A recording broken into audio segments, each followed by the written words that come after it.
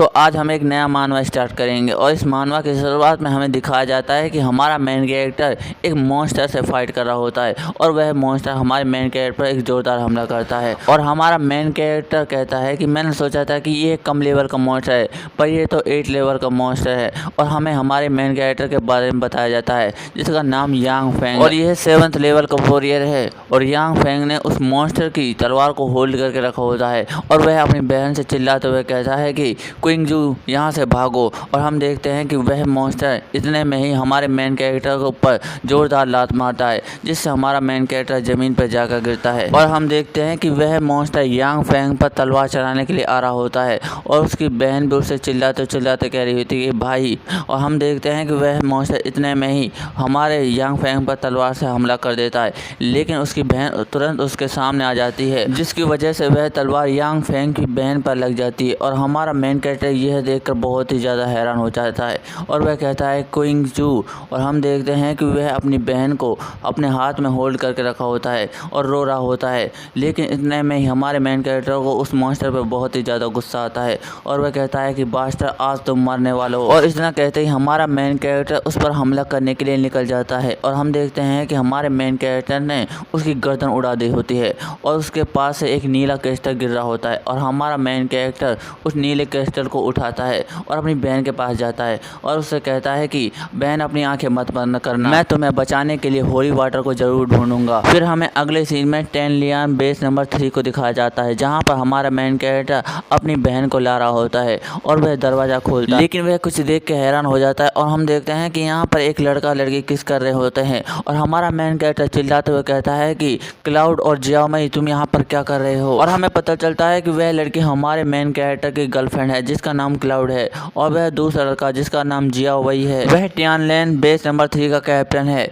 और वह लड़का हमारे यांग फेंग को कहता है कि मैंने सोचा था कि तुम मर गए होगे, लेकिन तुम तो 8 लेवल के मॉन्स्टर से भी बचकर आ गए। और ये सब सुनने के बाद हमारा मेन कैरेक्टर हैरान हो जाता है और वह कहता है कि आखिरकार तुम ये क्या बोल रहे हो, तुम्हें कैसे पता था कि वह 8 लेवल का मॉन्स्टर है। इतने में ही उसकी बहन उसके पीठ पर खांसने लगती है जिससे हमारा मेन कैरेक्टर थोड़ा सा डर जाता है और वह उससे कहता है कि मैं तुमसे बाद में बात करूंगा, लेकिन मुझे अपनी बहन को बचाना, तो इसलिए मुझे सेंथ होली वाटर को दे दो। और वह लड़का हंसते हुए कहता है कि क्या तुम मजाक कर रहे हो, सेंथ होली वाटर बहुत ही ज़्यादा महंगा होता है, इसके खरीदने के लिए लगभग 1000 ब्लू क्रिस्टल लगते हैं, क्या तुम इसे खरीद भी लोगे और अपनी बहन को बचा लोगे। और हमारा मेन कैरेक्टर उससे चिल्लाते हुए कहता है कि मैं तुमसे इसे खरीदूंगा। और यांग फेंग अपने पास से एक अंगूठी निकालता है और उससे कहता है कि ये लो, ये अंगूठी मेरे बहुत ही ज़्यादा खास है क्योंकि यह मेरे साथ बचपन से ही थी, अगर तुम इसे पहनते हो तो तुम भी मेरे जैसे ताकतवर बन जाओगे, लेकिन अगर तुम इसे बेचना चाहते हो तो यह अंगूठी इतनी अनमोल है कि तुम इससे कुछ भी खरीद सकते हो। जिसे सुनने के बाद वह आदमी अपने मन में सोचने लगता है कि मुझे नहीं लगा था कि यह इतनी कीमती अंगूठी को मुझे दे देगा,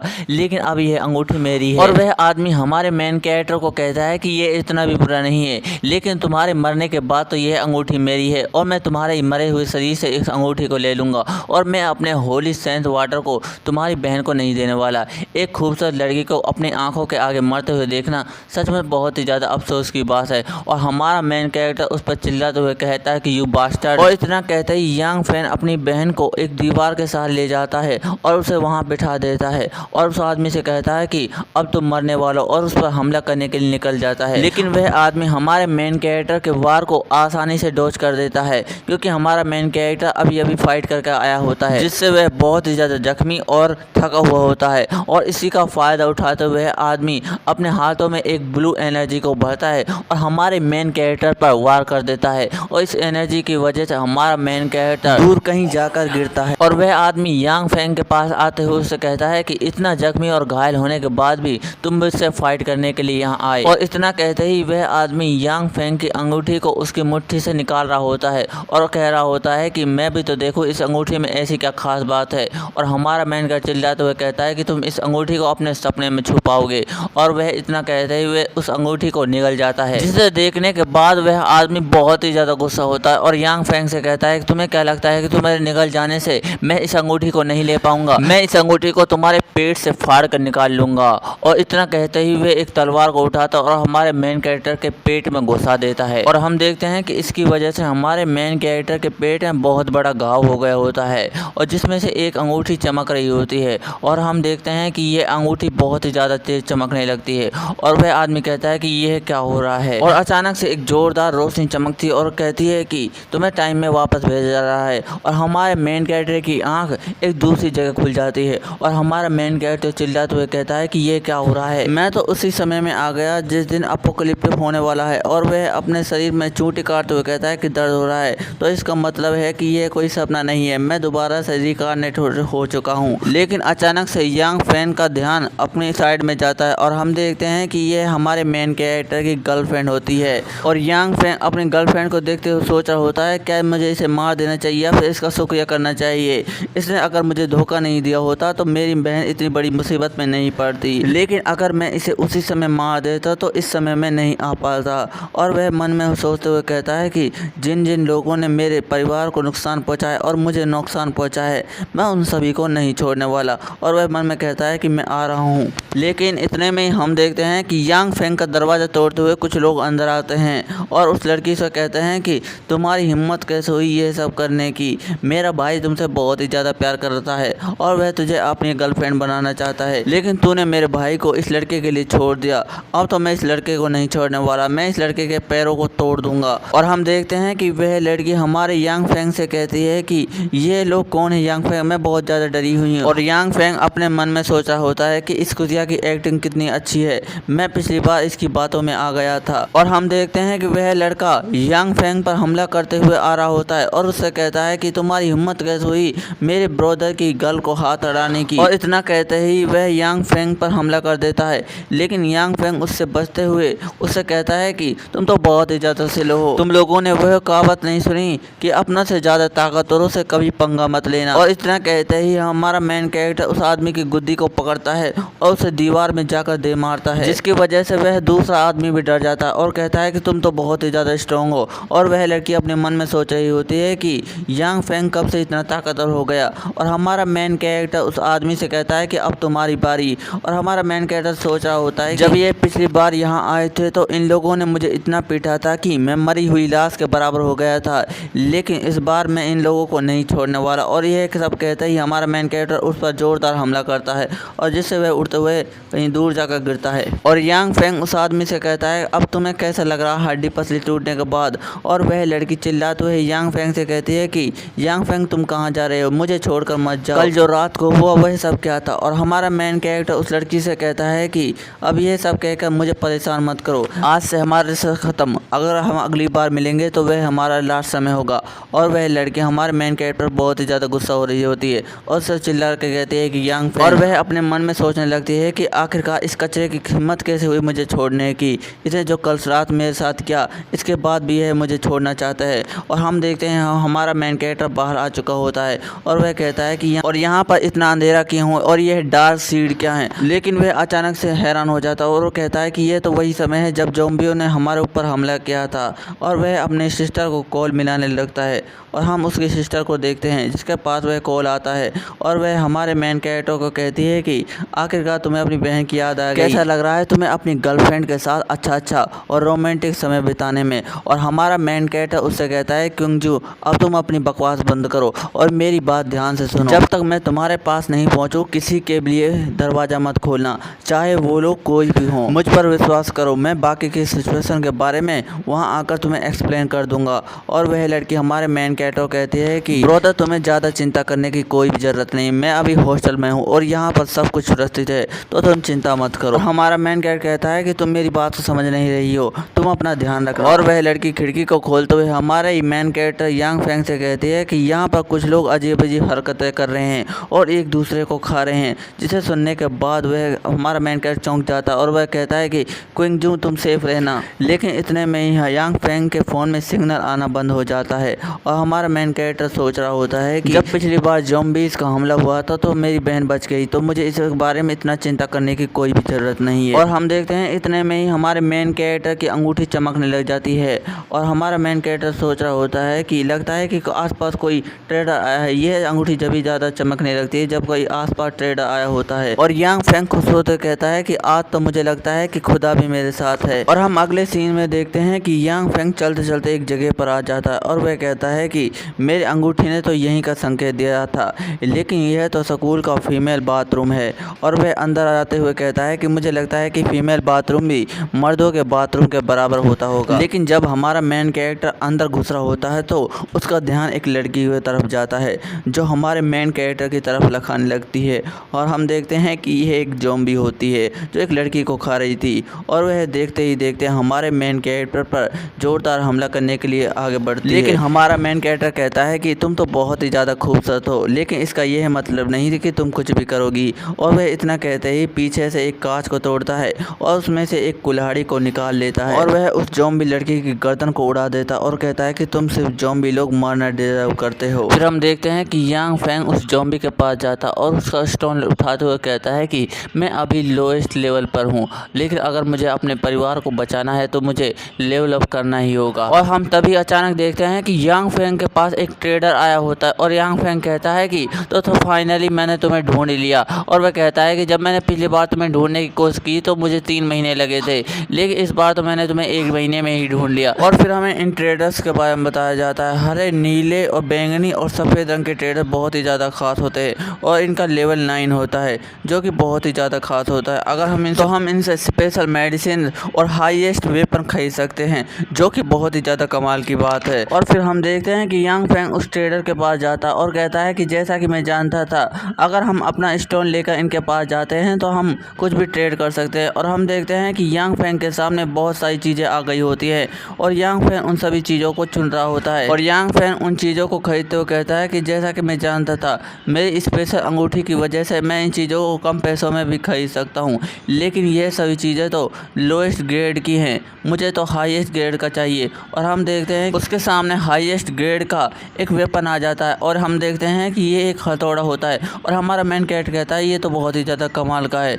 और हम देखते हैं कि हमारा मेन कैरेक्टर उससे बाहर आ गया होता है और वह सोचते हुए कहता है कि अब भी मेरे पास बहुत ही कम स्टोन है जिसकी वजह से मैं उस हैमर को नहीं खरीद सकता, लेकिन मुझे और भी ज़ॉम्बीज़ को मारकर और स्टोन कलेक्ट करने होंगे। तभी हम देखते हैं कि हमारे मेन कैरेक्टर को इस दरवाजे से पीछे आवाज़ आती है और हम देखते हैं कि उस दरवाजे के पीछे 2 लड़कियां होती है और उनके पास एक ज़ॉम्बी आ रहा होता है और वह नीले बालों वाली लड़की कहती है कि तुम मेरे पास मत आओ वरना मैं तुम्हें मार डालूंगी। और तभी हम देखते हैं कि वह लाल बालों वाली लड़की उस पर से चाकू लेती है और कहती है कि लाओ इसे मुझे दो। और वह कहती है कि वांग जाओ, अगर तुम मेरे पास आई तो मैं तुम्हें आसानी से मार दूंगी। और हम तभी देखते हैं कि वह लड़की अचानक से चौंक जाती है और हम देखते हैं कि वहाँ यांग फेंग आ चुका होता है और उसने उस ज़ॉम्बी की गर्दन ही उड़ा दी होती है, जिसे देखने के बाद वह लड़कियां हैरान हो जाती है। और वह लाल बालों वाली लड़की कहती है कि क्या तुमने वांग जाओ को मार दिया। और हमारा मेन कैरेक्टर कहता है कि वह कोई वांग जाओ नहीं थी, वह ज़ॉम्बी बन चुकी थी, अगर मैं उसे नहीं मारता तो वह तुम्हें मार देती। और फिर वह नीले बालों वाली लड़की हमारे यांग फेंग से कहती है कि ज़ॉम्बी ये क्या होते हैं। फिर वह लाल बालों वाली लड़की कहती है कि तुम्हारा बहुत बहुत शुक्रिया, अगर तुम नहीं होते तो हम मारे जा सकते थे। मेरा नाम यूई है और इसका नाम मोमो, तुम्हारा नाम क्या है। और हमारा मेन कैरेक्टर कुछ सोच रहा होता है और वह कहता है कि मैंने नहीं सोचा था कि यह दोनों मेरे सामने खड़ी होंगी। फिर हमारा मेन कैरेक्टर बताता है कि मेरी पिछली लाइफ में यह दोनों लड़कियां बहुत ही ज़्यादा हाई रैंकर थी, एक का नाम तो ब्लडी शूटर और दूसरी का नाम डॉक्टर मोमोम था। लेकिन अचानक से कुछ होता है और हमारे मेन कैरेक्टर के पीछे एक ज़ॉम्बी आ जाता है और हमारा मेन कैरेक्टर जिसे देखकर बहुत ही ज़्यादा हैरान हो जाता है, लेकिन तभी से वह लड़की उसके ऊपर चाकू मार देती है और हमारा मेन कैरेक्टर यह देखकर हैरान हो जाता है। और हमारा मेन कैरेक्टर उससे कहता है कि तुम्हें कुछ जल्दी ही फेंकना चाहिए था। और वह लड़की कहती है कि यह तो फिर से उठ गई और हम देखते हैं कि वह लड़की उठ गई होती है। और यांग फेंग उन दोनों लड़कियों से कहता है कि अगर तुम्हें कोई ज़ॉम्बी को मारना है तो उसके दिल पर वार मत करो, तुम्हें उसे मारने के लिए उसके दिमाग पर ही वार करना होगा। और हम देखते हैं कि हमारा मेन कैरेक्टर उस लड़की को बीच से ही फाड़ डालता है। लेकिन हम देखते हैं कि वह लाल बालों वाली लड़की हमारे मेन कैरेक्टर के बारे में सोचते हुए कहती है कि यह तो बहुत ही ज़्यादा अमेजिंग है, लेकिन यह बहुत बड़ा पर्वत है, यह किस तरह से उस फीमेल ज़ॉम्बी के पास आसानी से चला गया, क्या इसके साथ कुछ गलत हुआ है। और हमारा मेन कैरेक्टर सोच रहा होता है कि मेरी पास्ट लाइफ में यह दोनों लड़कियां बहुत ही ज़्यादा स्ट्रॉन्ग ही थी और यह ब्लडी रोज की मेंबर भी थी। और फिर यांग फेंग उन दोनों लड़कियों के बारे में बताते हुए कहता है कि एक का नाम यान हुई जो कि 8 लेवल की शूटर थी और यह दूर से ही अपने शिकार को आसानी से मार डालती थी। लेकिन वहीं पर दूसरी डॉक्टर मोमो, यह 6 लेवल की मॉन्स्टर को कंट्रोल करने वाली डॉक्टर थी। यह दोनों लड़कियां पिछली लाइफ में बहुत ही ज़्यादा खतरनाक लेवल की हाई रैंकर थी जो कि बेस नंबर 3 को कंट्रोल करती थी। और हमारा मेन कैरेक्टर सोते कहता है कि मैं इनसे अपनी पिछली लाइफ में मिला भी था, लेकिन उस समय मैं बहुत ही ज़्यादा कमज़ोर लेवल का रैंकर था। लेकिन अचानक से यूई वहाँ से आ जाती है और हमारे मेन कैरेक्टर कहती है कि क्या तुम इसे ढूंढ रहे हो। और हम देखते हैं कि यांग फैंग कहता है कि यह तो सिल्वर क्रिस्टल है, यह तुम्हें कहाँ से मिला। और वह यूई कहती है कि मुझे इसे मोमो ने ढूंढ के दिया, वह बहुत ही ज़्यादा कमाल की है। जिसे सुनने के बाद वह लड़की शर्मा जाती है और कहती है कि मैं तो सिर्फ इसे देख रही थी। और वह यूई यान फैंग से कहती है कि अगर हम एक टीम बना ले तो कैसा रहेगा। और हमारा मेन कैरेक्टर सोच रहा होता है कि एक टीम, मैं इसके बारे में सोच भी नहीं सकता था कि यह दोनों मुझसे टीम बनाने के लिए कहेंगी। और वह सोचने लगता है कि अगर मैं इनसे टीम बनाता हूं तो मैं अपने बदले को भी पूरा कर सकता हूं और मैं जल्दी जल्दी से लेवल अप भी कर सकता हूं। और वह यूई उस दूसरी लड़की के पास जाती है और उससे कहती है कि तुम इसके बारे में क्या सोचती हो।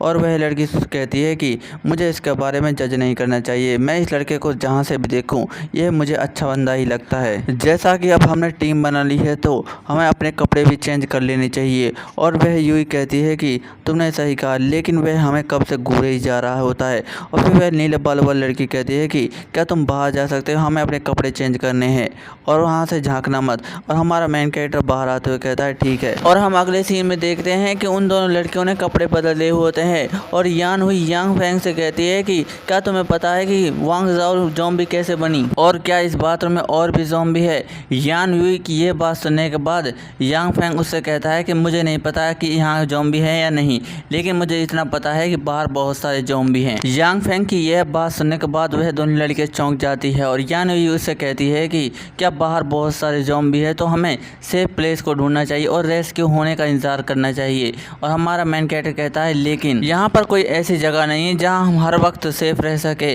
वह ज़ॉम्बी हर समय विकसित होते जा रहे हैं। फिर वह लड़की कहती है कि वह विकसित हो सकते हैं तो हम भी तो विकसित हो सकते हैं। और फिर यांग फैंग उन दोनों लड़कियों से कहता है चलो तो फिर चलते हैं, हमें इस जगह पर ज़ॉम्बियों को मारते हुए चलना होगा।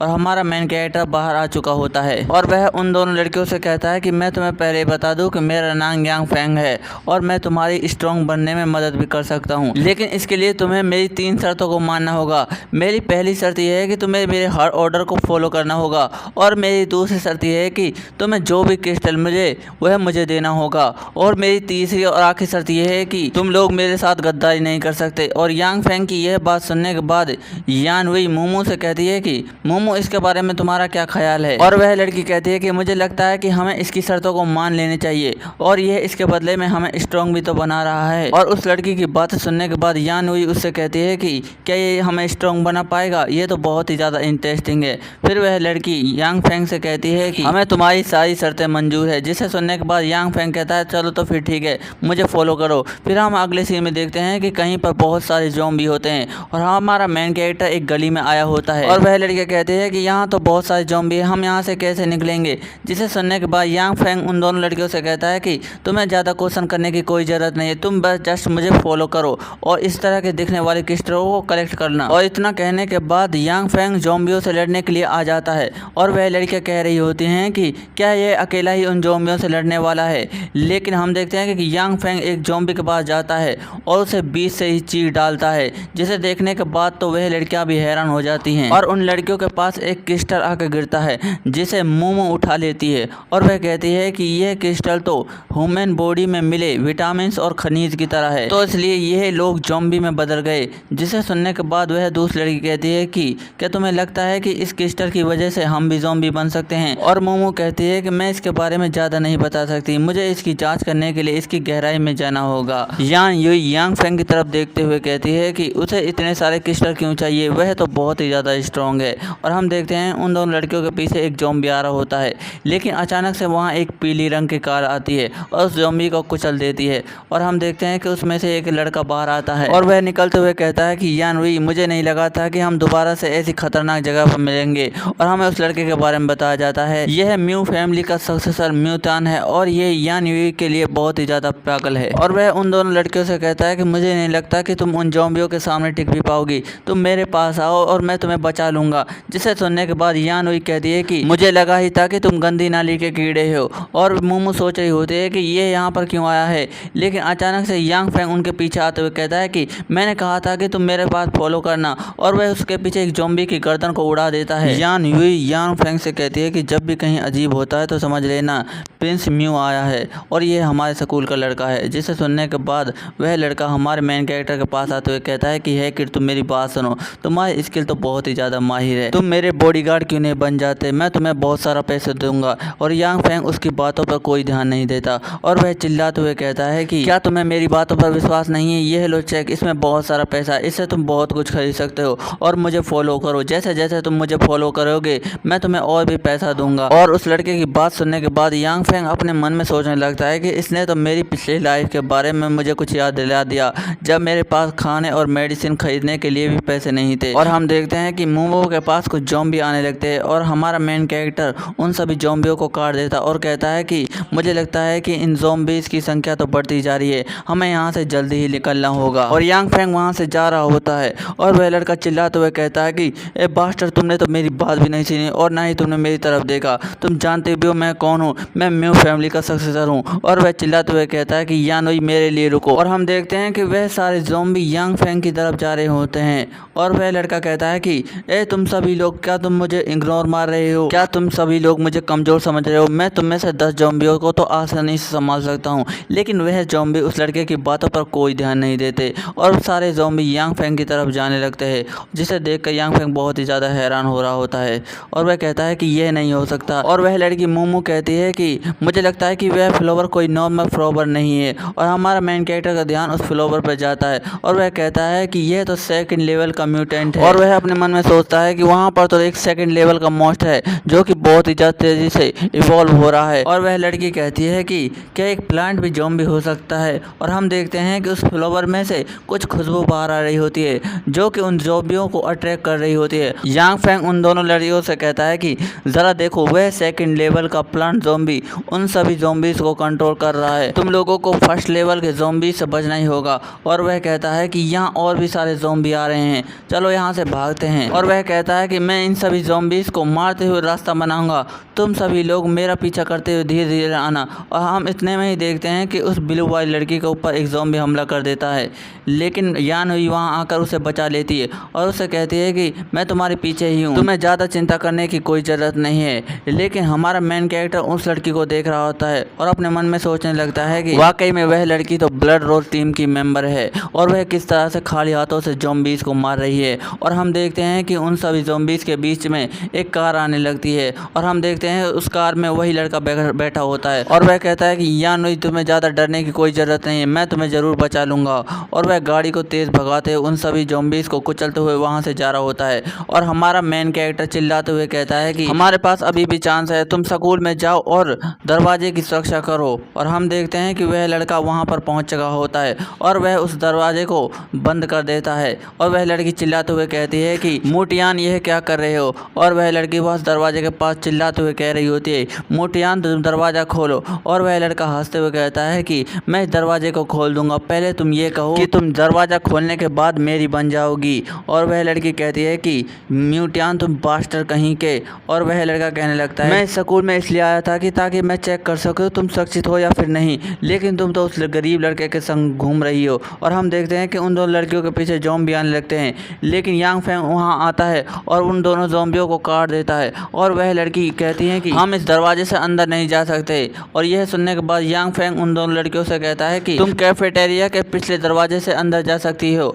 और अपना ध्यान रखना। और इतना कहते ही यांग फेंग उन सभी ज़ॉम्बीज़ को बुरी तरह से काटने लग जाता है और वह अपने मन में कहता है कि इस प्लांट की महक की वजह से बहुत सारे ज़ॉम्बी इकट्ठा हो रहे हैं और इसकी ताकतें बढ़ती जा रही है। और वह एक ज़ॉम्बी को काटते हुए कहता है कि मुझे इस प्लांट को जल्दी ही ख़त्म करना होगा। और यांग फेंग उन सभी ज़ॉम्बीज़ को मारते हुए आगे बढ़ रहा होता है, लेकिन वह ज़ॉम्बी हमारे मेन कैरेक्टर के पीछे ही पड़ चुके होते हैं। लेकिन यांग फेंग जैसे तैसे उस प्लांट के पास पहुंच जाता है और उस पर कुल्हाड़ी से हमला करते हुए कहता है, मुझे लगता है कि इसे काम करना चाहिए। और वह कहता है कि चल अब मरो। और इतना कहते हुए एक जोरदार हमला करता है, लेकिन वह यह देखकर चौंक जाता है कि उस कुल्हाड़ी की वजह से और उस प्लांट को कुछ भी नहीं हुआ होता। और जिसे देखकर हमारा मेन कैरेक्टर बहुत ही ज़्यादा हैरान होता है, लेकिन हम देखते हैं कि उस प्लांट में से कुछ खुशबू बाहर निकल रही होती होती है जो उन सभी ज़ॉम्बीज़ को अपने कंट्रोल में कर रही होती है। और हमारा मेन कैरेक्टर कहता है कि मुझे लगता है कि यह मेरे लिए अच्छा नहीं होने वाला। और हम देखते हैं कि वह ज़ॉम्बी यांग फेंग के ऊपर हमला करने लगते हैं, लेकिन यांग फेंग उन सभी ज़ॉम्बीज़ को बुरी तरह से काट रहा होता है।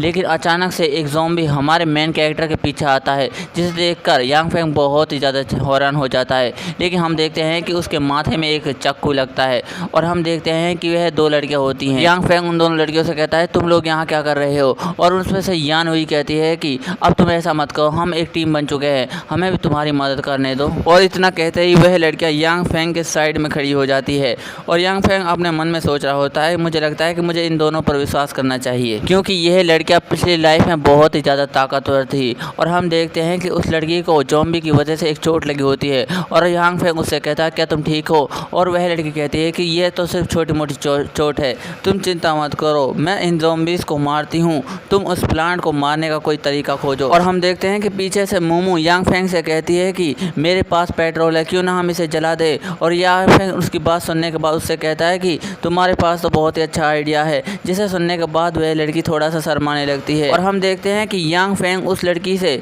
उस पेट्रोल को ले लेता है और उस प्लांट पर छिड़कने लगता है। और हम देखते हैं कि यांग फेंग इतना करते ही एक लाइटर को फेंकता है, जिससे वह प्लांट जल जाता है। और यांग फेंग कह रहा होता है मुझे लगता है कि अब इसे ख़त्म होना चाहिए, अगर तुम लोग मेरे साथ नहीं होते तो मैं इस प्लांट को शायद ही ख़त्म कर पाता। अच्छा हुआ ये सेकंड लेवल का मॉन्स्टर, अगर ये थर्ड लेवल का मॉन्स्टर होता तो हम इसे शायद ही ख़त्म कर पाते। लेकिन अचानक से हम देखते हैं कि उस प्लांट के जलने के बाद भी वह लाल लाल खुशबू वहाँ फैल रही होती है, जिसे देखकर हमारा मेन कैरेक्टर बहुत ही ज़्यादा हैरान होता है। और वह उन दोनों लड़कियों से कहता है कि तुम हवा में साथ मत लेना, नहीं तो तुम सो जाओगी, इस खुशबू की वजह से तो फर्स्ट लेवल के मॉन्स्टर भी नहीं बच सकते। और हम देखते हैं कि वह मॉन्स्टर उस खुशबू के सूंघने की वजह से सो जाते हैं। और हम वहाँ एक चलते हुए आदमी को देखते हैं और हम देखते हैं कि यह वही लड़का होता है और वह कहता है क्या इन लोगों ने सभी ज़ॉम्बीज़ को मार दिया। और हम देखते हैं कि वह चलते चलते उस प्लांट की तरफ आ जाता है और कहता है कि ये प्लांट कैसा है, और उसे छूने लगता है। और हम देखते हैं कि वह प्लांट पर अचानक से हमला कर देता है और इस हमले की वजह से उस लड़के के मुँह से खून निकलने लगते हैं। और हम अगले सीन में देखते हैं कि यांग फेंग अभी भी कुछ ज़ॉम्बी से फाइट कर रहा होता है और वह लड़की थकते हुए कहती है कि मैं बहुत ही ज़्यादा थक चुकी हूँ। और हम देखते हैं कि यांग फेंग उसका हाथ पकड़ लेता है और उसे कहता है कि तुम तो इन्फेक्टेड हो चुकी हो, जिसे देखने के बाद वह लड़की भी हैरान हो जाती है। और वह लड़की यांग फेंग से कहती है कि मुझे ज़ॉम्बी बनने का कोई भी शौक नहीं है, अगर मैं ज़ॉम्बी बनूँ तो तुम मुझे मार देना। और यांग फेंग उस लड़की से कहता है कि अगर तुम ज़ॉम्बी बनी भी तो मैं तुम्हें आसानी से मार दूंगा, लेकिन तुम ज़ॉम्बी नहीं बनने वाली। और वह उस लड़की को कंधे पर बिठा लेता है और वह कहता है कि यान हुई की सिचुएशन तो बहुत ही ज़्यादा ख़राब है, मुझे इसे ट्रेडर के पास ले जाना ही होगा और वहाँ से कुछ मेडिसिन खरीद कर इसे बचाना होगा। और हम देखते हैं कि वह वहाँ से उस लड़की को अपनी पीठ पर बिठाए हुए भाग रहा होता है और उस दूसरी लड़की से कहता है कि तुम भी जल्दी जल्दी भागो। और दोस्तों इसी के साथ हमारे यह मानवा एंड हो जाता है। दोस्तों आपको यह मानवा थोड़ा सा भी अच्छा लगा तो कॉमेंट में ज़रूर बताना। अगर आपको वीडियो थोड़ी सी भी अच्छी लगी तो वीडियो को लाइक एंड चैनल सब्सक्राइब कर लेना। मिलते अगली वीडियो में, धन्यवाद।